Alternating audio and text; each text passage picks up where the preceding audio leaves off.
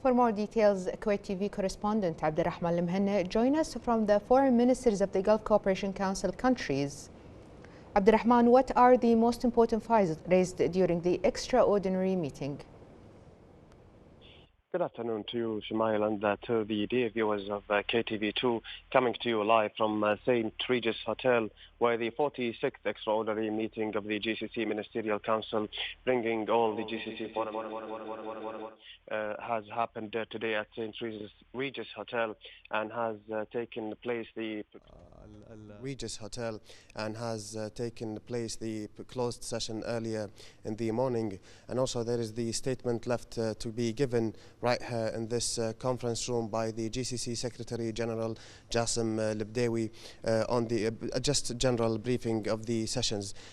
Also, we know the latest information we have is that the key topics will be included on regional matters, including the reconstruction of Syria, but we'll give you more updates as we get them from the statement that will be given by the GCC Secretary General. But as of now, let's move forward to other important points about the reconstruction of Syria, which is of utmost importance to the region and at the international arena.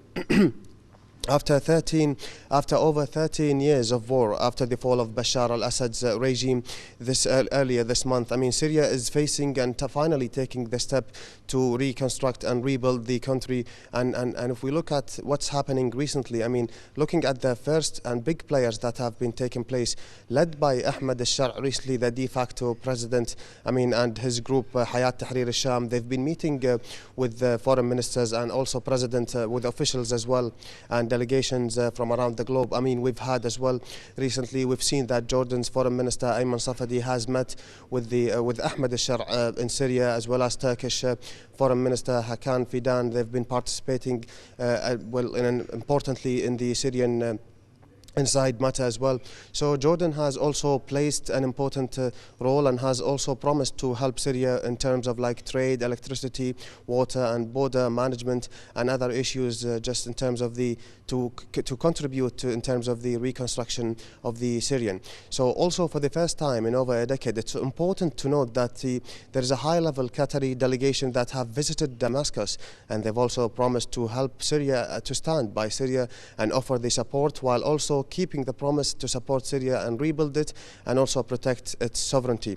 And that hasn't happened for over a decade, as we just mentioned. And more internationally, we have the European Union from the other side. They're planning a major conference just for the Syrians. I mean, they're trying to support Syria, but they want the support to be for the rebuilding and reconstitution to be more inclusive and protect human rights, and to be bring stability to the region generally.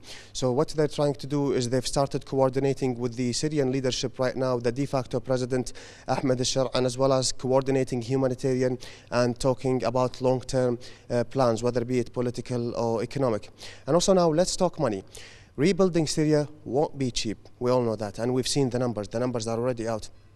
Rebuilding Syria will cost about almost 400 billion US dollars. I mean, can you believe that? 400 US billion dollars. That's a lot of money now. So it's estimated to cost around that, and those are years of war. It's a result of years of war that have destroyed homes, roads, schools, businesses and other things. So millions of people, of the Syrians, are still displaced. I mean, basic services like water and clean water and electricity and the basic necessities of the Syrians are needed more attention to be directed towards. So that's why it would cost even around that number, maybe more, maybe less, but that's the numbers that we have right now. And even the International Monetary Fund have also said that it would contribute, especially when there is more transparency in the political process in the Syrian people.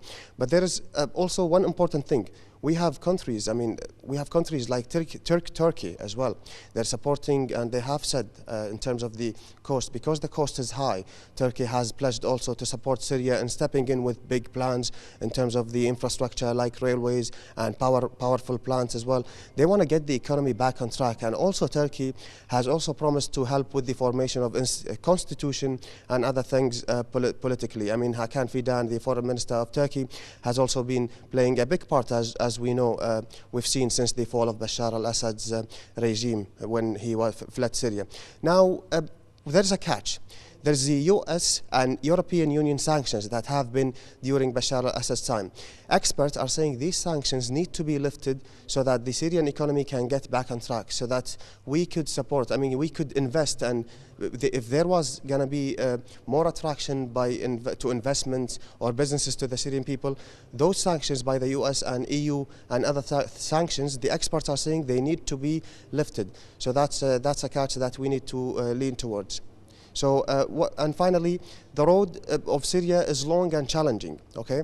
So more opportunities are coming up, and it's going to take time, but hopefully this is a chance that all the countries will use, not to rebuild only the infrastructure of Syria, but also to build a brighter future for the millions of Syrians, and hopefully that would go as smooth as possible.